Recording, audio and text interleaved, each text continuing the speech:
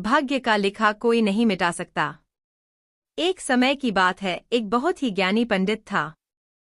वह अपने एक बचपन के सबसे अच्छे मित्र से मिलने के लिए किसी दूसरे गांव जा रहा था, जो कि बचपन से ही गूंगा व एक पैर से अपाहिज था।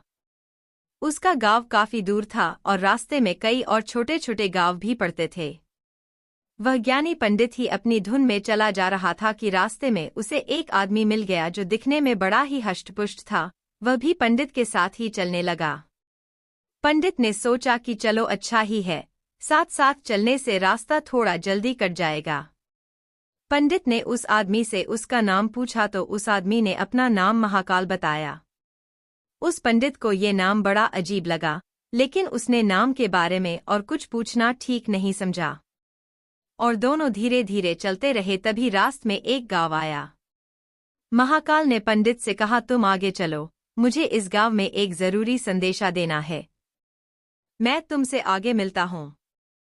ठीक है, ऐसा कहकर पंडित अपनी धुन में चलता रहा। तभी एक भैंसे ने एक आदमी को मार दिया और जैसे ही भैंसे ने आदमी को मारा, लगभग तुरंत ही महाकाल वापस पंडित के पास पहुंच गया। चलते चलते दोनों एक दूसरे गांव के बाहर पहुंचे, जहां एक छोटा सा मंदिर था। ठहरने की व्यवस्था ठीक लग रही थी और क्योंकि पंडित के मित्र का गांव अभी बहुत दूर था, साथ ही रात होने वाली थी, इसलिए पंडित ने कहा, रात होने वाली है, पूरा दिन चले हैं, थकावट भी बहुत हो चुकी है, इसलिए आज की रात हम इसी मंदिर में रुक जाते हैं। भूख भी लगी है, इसलिए भोजन भी कर लेते हैं और थोड़ा विश्राम करके सुबह फिर से प्रस्थान करेंगे। महाकाल ने जवाब दिया, ठीक है, लेकिन मुझे इस गांव में किसी को कुछ सामान देना है, सो मैं देकर आता हूँ, तब तक तुम भोजन कर लो, मैं बाद में खा लूंगा। और इतना कहकर वह चला गया। लेकिन उसके जाते ही कुछ देर बाद उस गांव से धुआं उठना शुरू हो गया और धीरे धीरे पूरे गांव में आग लग गई थी। पंडित को आश्चर्य हुआ। उसने मन ही मन सोचा कि जहां भी ये महाकाल जाता है, वहां किसी न किसी तरह की हानि क्यों हो जाती है, जरूर कुछ ना कुछ तो गड़बड़ है। लेकिन उसने महाकाल से रात में इस बात का कोई जिक्र नहीं किया। सुबह दोनों ने फिर से अपने गंतव्य की ओर चलना शुरू किया। कुछ देर बाद एक और गांव आया और महाकाल ने फिर से पंडित से कहा कि पंडित जी, आप आगे चलें, मुझे इस गांव में भी कुछ काम है, मैं अपना काम करके आपसे आगे आकर मिलता हूँ। इतना कहकर महाकाल जाने लगा। लेकिन इस बार पंडित आगे नहीं बढ़ा, बल्कि खड़े होकर महाकाल को देखता रहा कि वह कहाँ जाता है और करता क्या है। तभी लोगों की आवाजें सुनाई देने लगी कि एक आदमी को सांप ने डस लिया और उस आदमी की मृत्यु हो गई।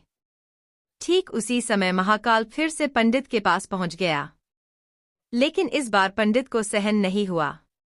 उसने महाकाल से पूछ ही लिया कि तुम जिस गांव में भी जाते हो, वहां कोई न कोई नुकसान हो जाता है, क्या तुम मुझे बता सकते हो कि आखिर ऐसा क्या होता है? महाकाल ने जवाब दिया, पंडित जी, आप मुझे बड़े ज्ञानी मालूम पड़े थे, इसीलिए मैं आपके साथ चलने लगा था, क्योंकि ज्ञानियों का संग हमेशा अच्छा होता है। लेकिन क्या सचमुच आप अभी तक नहीं समझे कि मैं कौन हूँ?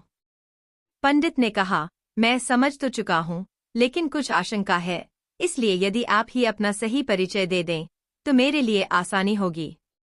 महाकाल ने जवाब दिया कि मैं यमदूत हूँ और यमराज की आज्ञा से उन लोगों के प्राण हरण करता हूँ जिनकी आयु सीमा पूर्ण हो चुकी है।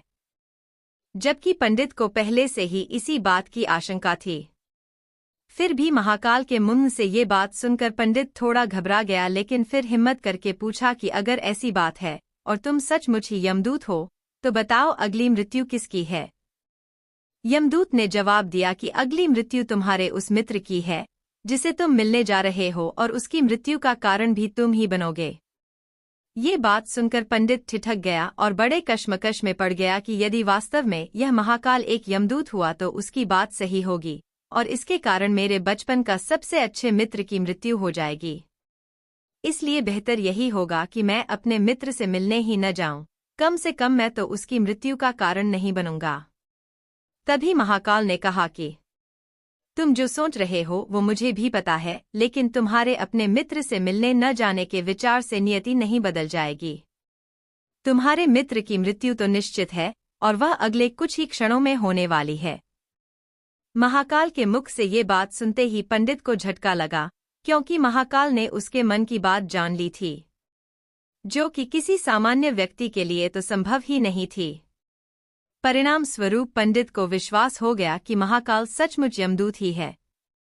इसलिए वह अपने मित्र की मृत्यु का कारण न बने, इसलिए वह तुरंत पीछे मुड़ा और फिर से अपने गांव की तरफ लौटने लगा।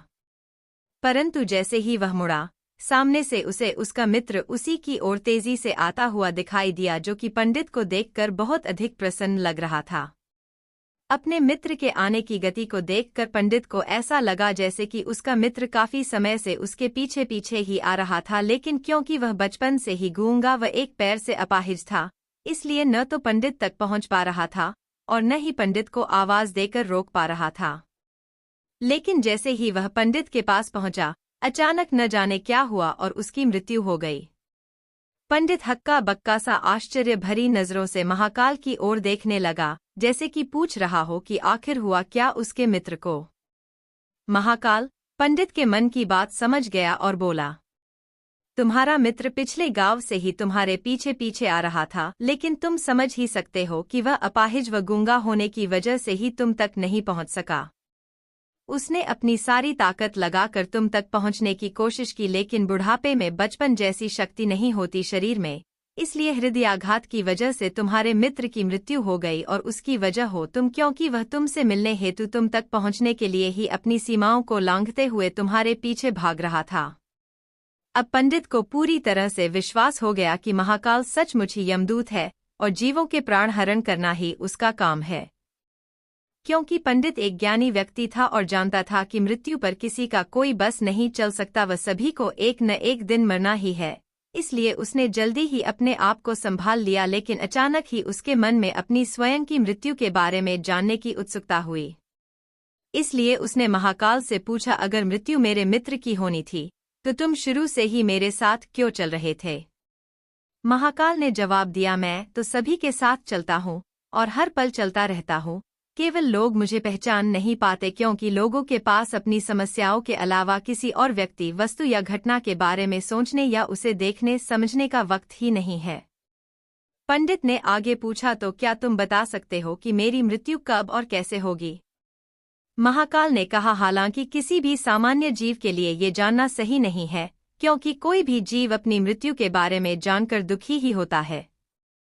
लेकिन तुम ज्ञानी व्यक्ति हो और अपने मित्र की मृत्यु को जितनी आसानी से तुमने स्वीकार कर लिया है, उसे देखकर मुझे ये लगता है कि तुम अपनी मृत्यु के बारे में जानकर भी दुखी नहीं होगे। इसलिए मैं तुम्हें बताता हूँ, तुम्हारी मृत्यु आज से ठीक 6 माह बाद आज ही के दिन, लेकिन किसी दूसरे राजा के राज्य में फांसी लगने से होगी। और आश्चर्य की बात यह है कि तुम स्वयं खुशी से फांसी को स्वीकार करोगे।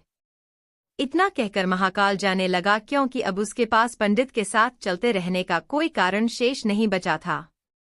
पंडित ने अपने मित्र का यथास्थिति जो भी कर्मकांड संभव था किया और फिर वापस अपने गांव लौट आया। लेकिन कोई व्यक्ति चाहे जितना भी ज्ञानी क्यों न हो, अपनी मृत्यु के संदर्भ में जानने के बाद कुछ तो दुखी तो होता ही है और उस मृत्यु से बचने के लिए कुछ न कुछ तो करता ही है। सो पंडित ने भी किया। क्योंकि पंडित बुद्धिमान था, इसलिए उसकी ख्याति उसके राज्य के राजा तक थी। उसने सोचा कि राजा के पास तो कई ज्ञानी मंत्री होते हैं और वे उसकी इस मृत्यु से संबंधित समस्या का भी कोई न कोई समाधान तो निकाल ही देंगे। इसलिए वह पंडित राजा के दरबार में पहुंचा और राजा को सारी बात बताई। राजा ने पंडित की समस्या को अपने मंत्रियों के साथ बांटा और उनसे सलाह मांगी। अंत में सभी की सलाह से ये तय हुआ कि यदि पंडित की बात सही है तो जरूर उसकी मृत्यु 6 महीने बाद होगी, लेकिन मृत्यु तब होगी जबकि वह किसी दूसरे राज्य में जाएगा। यदि वह किसी दूसरे राज्य में जाए ही न तो मृत्यु नहीं होगी। ये सलाह राजा को भी ठीक लगी, इसलिए राजा ने पंडित के लिए महल में ही रहने हेतु उपयुक्त व्यवस्था करवा दी। अब राजा की आज्ञा के बिना कोई भी व्यक्ति उस पंडित से नहीं मिल सकता था, लेकिन स्वयं पंडित कहीं भी आ जा सकता था ताकि उसे ये न लगे कि वह राजा की कैद में है। हालांकि वह स्वयं ही डर के मारे कहीं आता जाता नहीं था। धीरे धीरे पंडित की मृत्यु का समय नजदीक आने लगा और अंत में वह दिन भी आ गया जब पंडित की मृत्यु होनी थी।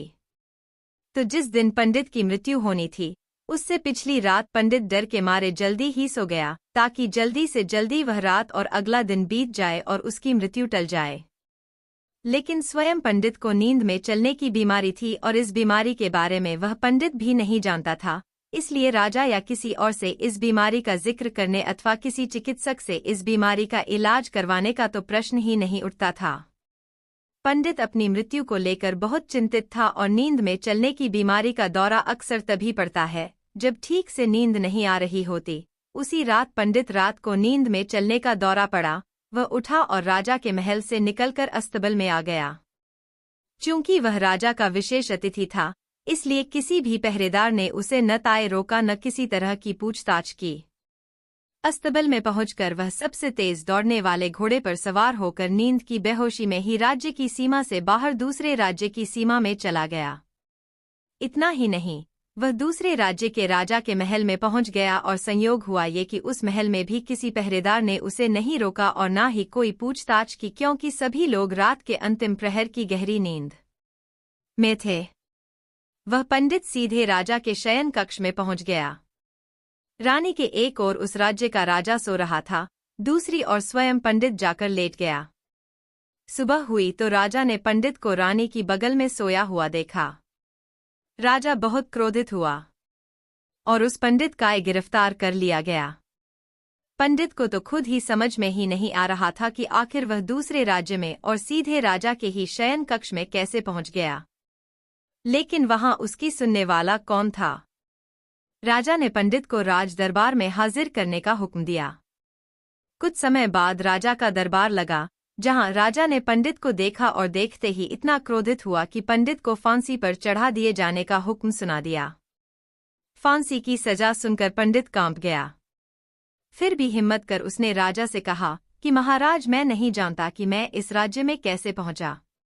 मैं ये भी नहीं जानता कि मैं आपके शयन कक्ष में कैसे आ गया और आपके राज्य के किसी भी पहरेदार ने मुझे रोका क्यों नहीं, लेकिन मैं इतना जानता हूं कि आज मेरी मृत्यु होनी थी और होने जा रही है। राजा को ये बात थोड़ी अजीब लगी। उसने पूछा, तुम्हें कैसे पता कि आज तुम्हारी मृत्यु होनी थी? कहना क्या चाहते हो तुम? राजा के सवाल के जवाब में पंडित से पिछले 6 महीनों की पूरी कहानी बता दी और कहा कि महाराज, मेरा क्या, किसी भी सामान्य व्यक्ति का इतना साहस कैसे हो सकता है कि वह राजा की उपस्थिति में राजा के ही कक्ष में रानी के बगल में सो जाए। ये तो सरासर आत्महत्या ही होगी और मैं दूसरे राज्य से इस राज्य में आत्महत्या करने क्यों आऊंगा? राजा को पंडित की बात थोड़ी ठीक लगी, लेकिन राजा ने सोचा कि शायद वह पंडित मृत्यु से बचने के लिए ही महाकाल और अपनी मृत्यु की भविष्यवाणी का बहाना बना रहा है। इसलिए उसने पंडित से कहा कि यदि तुम्हारी बात सच्ची है और आज तुम्हारी मृत्यु का दिन है, जैसा कि महाकाल ने तुमसे कहा है, तो तुम्हारी मृत्यु का कारण मैं नहीं बनूंगा, लेकिन यदि तुम झूठ कह रहे हो तो निश्चित ही आज तुम्हारी मृत्यु का दिन है। चूंकि पड़ोसी राज्य का राजा उसका मित्र था, इसलिए उसने तुरंत कुछ सिपाहियों के साथ दूसरे राज्य के राजा के पास पत्र भेजा और पंडित की बात की सच्चाई का प्रमाण मांगा। शाम तक भेजे गए सैनिक फिर से लौटे और उन्होंने आकर बताया कि महाराज, पंडित जो कह रहा है वह सच है। दूसरे राज्य के राजा ने पंडित को अपने महल में ही रहने की संपूर्ण व्यवस्था दे रखी थी और पिछले 6 महीने से ये पंडित राजा का मेहमान था। कल रात राजा स्वयं इससे अंतिम बार इसके शयन कक्ष में मिले थे और उसके बाद ये इस राज्य में कैसे पहुंच गया, इसकी जानकारी किसी को नहीं है। इसलिए उस राज्य के राजा के अनुसार पंडित को फांसी की सजा दिया जाना उचित नहीं है। लेकिन अब राजा के लिए एक नई समस्या आ गई। उसने बिना पूरी बात जाने ही पंडित को फांसी की सजा सुना दी थी। इसलिए अब यदि पंडित को फांसी न दी जाए तो राजा के कथन का अपमान हो, और यदि राजा द्वारा दी गई सजा का मान रखा जाए तो पंडित की बिना वजह मृत्यु हो जाएगी। राजा ने अपनी इस समस्या का जिक्र अपने अन्य मंत्रियों से किया और सभी मंत्रियों ने आपस में बात कर ये सुझाव दिया कि महाराज, आप पंडित को कच्चे सूत के एक धागे से फांसी लगवा दें। इससे आपके वचन का मान भी रहेगा और सूत के धागे से लगी फांसी से पंडित की मृत्यु भी नहीं होगी, जिससे उसके प्राण भी बच जाएंगे। राजा को ये विचार उपयुक्त लगा और उसने ऐसा ही आदेश सुनाया। पंडित के लिए सूत के धागे का फांसी का फंदा बनाया गया और नियमानुसार पंडित को फांसी पर चढ़ाया जाने लगा।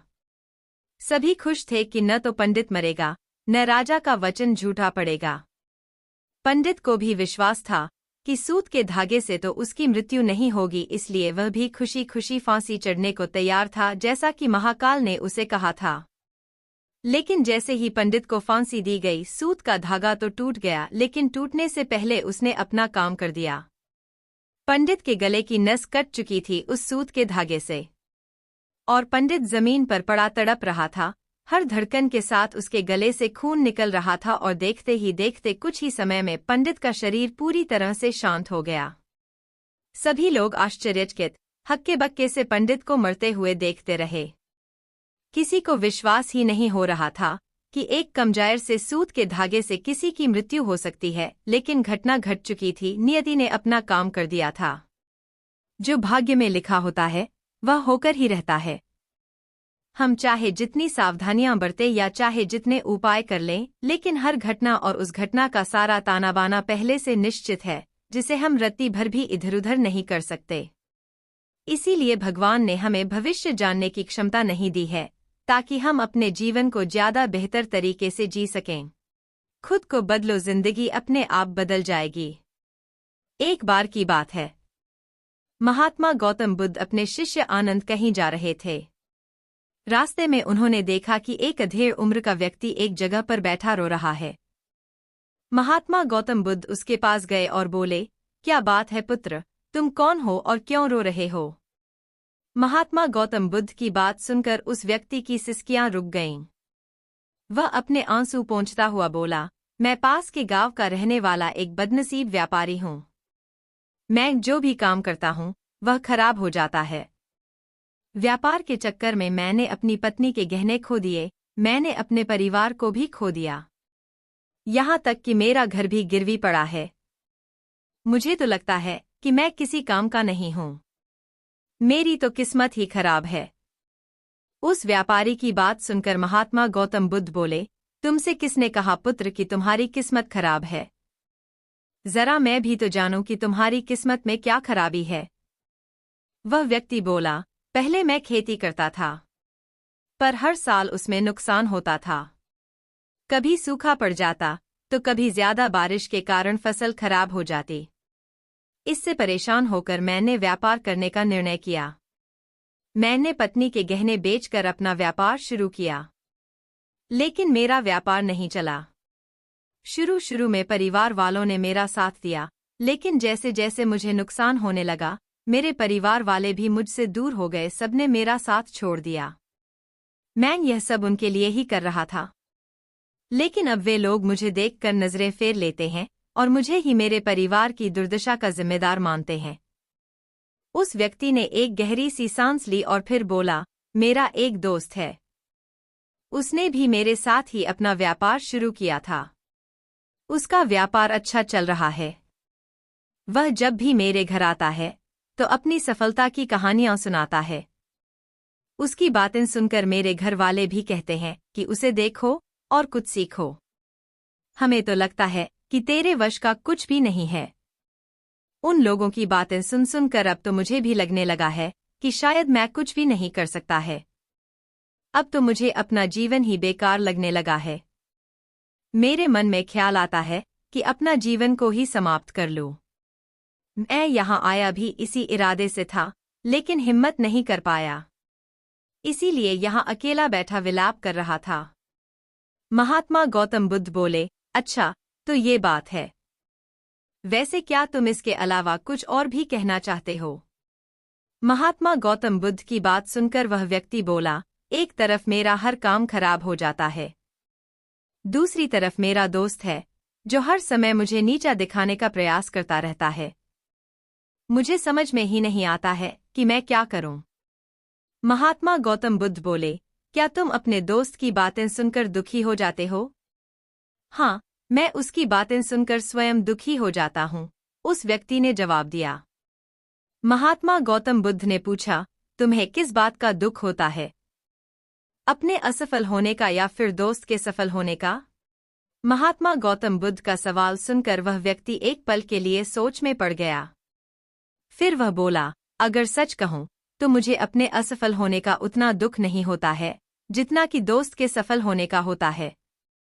यानी कि यदि तुम्हारा दोस्त असफल हो जाए तो तुम्हें खुशी होगी? महात्मा गौतम बुद्ध ने प्रश्न किया। वह व्यक्ति बोला, हाँ, मुझे बहुत खुशी होगी। इसका मतलब है कि तुम्हारी खुशी तुम्हारे दोस्त पर निर्भर है। महात्मा गौतम बुद्ध बोले, अगर वह चाहे तो तुम्हें खुश कर सकता है और अगर वह चाहे तो तुम्हें दुखी कर सकता है। तुम स्वयं से न तो खुश हो सकते हो और न ही दुखी हो सकते हो। यानी कि तुम अपने दोस्त के गुलाम हो गए हो, इसलिए तुम्हारा कुछ नहीं हो सकता। ऐसा ना कहें महात्मा, उस व्यक्ति ने हाथ जोड़ दिए। आपकी बातें सुनकर मुझे कुछ आश बंध रही है। महात्मा गौतम बुद्ध बोले, जब हम किसी से आशा बांध लेते हैं तो उस पर निर्भर हो जाते हैं। ऐसे में हमारी खुशी और दुख भी उस पर ही निर्भर करने लगता है। इससे बेहतर है कि तुम अपने आप से भरोसा करो। जब तुम ऐसा करोगे, साथ ही पूरे लगन से काम करोगे, तो तुम्हें सफलता अवश्य प्राप्त होगी। कहते हुए महात्मा गौतम बुद्ध ने एक पल के लिए उस व्यक्ति की ओर देखा, फिर अपनी बात आगे बढ़ाई। तुम्हें लगता है कि तुम्हारा दोस्त तुम्हें दुखी करने आता है, पर अगर विचार करो तो वह बातें तो सच्ची ही कहता है। वह अपने संघर्ष और अनुभव की बातें बताता है। तुम उन बातों से बहुत कुछ सीख सकते हो। तुम्हें इसके लिए उसका धन्यवाद करना चाहिए कि तुम्हें घर बैठे कुछ अनुभव मिल रहे हैं। तुम उन अनुभवों का लाभ उठाओ, नई शुरुआत करो, कर्म करते जाओ, हार मत मानो, एक दिन तुम्हें सफलता अवश्य मिलेगी। आज तुम जिसे अपना बुरा वक्त या बुरी किस्मत कह रहे हो, एक दिन यह बदल जाएगी। इसी के साथ तुम्हारे विचार भी बदल जाएंगे। और देखना, जब तुम्हारा अच्छा समय शुरू होगा तब तुम्हारा दोस्त भी तुम्हें अपनी सफलताओं की कहानियां नहीं सुनाएगा, तब वह अपनी असफलताओं की बातें बताएगा, ताकि तुम उसकी बातें सुनकर भ्रमित हो जाओ, तुम्हारा आत्मविश्वास हिल जाए और तुम गलत निर्णय ले सको। लेकिन उस समय भी तुम्हें अपनी बुद्धि का प्रयोग करना होगा। तुम्हारा दोस्त जैसे आज तुम्हें दुखी करने आता है, उसी तरह उस समय भी वह तुम्हें दुखी करने आएगा। क्योंकि जिस तरह उसे दुखी देखकर तुम्हें मजा आता है, उसी तरह उसे भी तुम्हें दुखी देखने में उतना ही मजा आता है। वह व्यक्ति बोला, आपने सही कहा, लेकिन मेरा सबसे बड़ा दुख यह है कि मेरे परिवार के लोग भी इसमें शामिल हैं। वास्तव में मैं तो अपने परिवार के लिए अच्छा करना चाहता था, लेकिन वे लोग भी मेरी बात नहीं समझते हैं। वे भी मुझे गलत कहते हैं और अब तो वे मेरे साथ भी नहीं हैं। महात्मा गौतम बुद्ध बोले, मैं सब समझ गया। तुम सांत्वना चाहते हो। वास्तव में इस दुनिया में सभी लोग सांत्वना ही चाहते हैं। हम चाहते हैं कि हम जब भी कुछ करें तो लोग हमारी प्रशंसा करें, लेकिन आमतौर से ऐसा नहीं होता है, इसलिए हम दुखी हो जाते हैं। हमें लगता है कि हमारे दोस्त, परिवार वाले सब मतलबी हैं। लेकिन तुम अगर किसी को अपना परिवार मानते हो और उसके लिए कुछ करना भी चाहते हो, तो तुम्हें ऐसा क्यों लगता है कि तुम दूसरों के लिए कुछ कर रहे हो? वास्तव में तुम अपनी खुशी के लिए कर रहे हो। इसलिए परिवार के लिए कुछ करना वास्तव में अपने लिए ही करना होता है। लेकिन अगर ऐसा करते समय तुम्हें लगता है कि तुम दूसरों के लिए कर रहे हो, तो तुम दुखी रहोगे। और अगर तुम्हें लगता है कि तुम अपने लिए कर रहे हो, तो तुम खुश रहोगे। क्योंकि जब तुम अपने लिए कुछ अच्छा करते हो या करना चाहते हो, तब तुम्हें सांत्वना की जरूरत नहीं पड़ती है। महात्मा गौतम बुद्ध की बातें सुनकर उस व्यक्ति के चेहरे के भाव बदल गए। वह बोला, आप सही कह रहे हैं। मैं समझ गया हूं। अब तक मेरी किस्मत खराब इसलिए थी क्योंकि वह दूसरों के हाथ में थी। अब मैं अपनी किस्मत को अपने हाथ में रखूंगा। मैं फिर से प्रयास करूंगा, पूरे मन से काम करूंगा और जब तक सफलता नहीं मिल जाती, चैन से नहीं बैठूंगा। उस व्यक्ति की बात सुनकर महात्मा गौतम बुद्ध मुस्कराए और उसे एक छोटी सी डिबिया देते हुए बोले, इस डिबिया को हमेशा अपने पास रखना। इसमें एक ऐसा राज है जो तुम्हें बड़े से बड़े दुख से भी बाहर निकाल लेगा। लेकिन इसे तभी खोलना जब तुम्हारे जीवन में कोई रास्ता न दिखाई दे और तुम्हें लगे कि सब व्यर्थ है। यह दुनिया व्यर्थ है और यहाँ रहना भी व्यर्थ है। उस व्यक्ति ने महात्मा गौतम बुद्ध को धन्यवाद दिया और डिबिया को लेकर चला गया। उसने नए उत्साह के साथ फिर से अपना व्यापार की शुरुआत की। उसका व्यापार चल निकला। अपनी मेहनत और लगन के बल पर वह एक बड़ा व्यापारी बन गया। परिवार वाले भी उसके साथ आ गए और उसका जीवन हंसी खुशी बीतने लगा। अब वह भूतकाल का रोना छोड़ चुका था। वह भविष्यकाल की भी चिंता नहीं करता था। बस अपने वर्तमान को संवारने में लगा रहता था। और जो कुछ भी वह करता था वह अपने लिए करता था, अपनों के लिए करता था। इसलिए वह हमेशा खुश रहने लगा था। उसके जीवन में अब कोई दुख नहीं था। लेकिन वक्त हमेशा एक जैसा नहीं रहता है, वह बदलता रहता है। उसके जीवन में भी बदलाव आया। एक दिन उसके राज्य पर पड़ोसी राजा ने चढ़ाई कर दी। उसने इस राज्य पर अपना कब्जा कर लिया।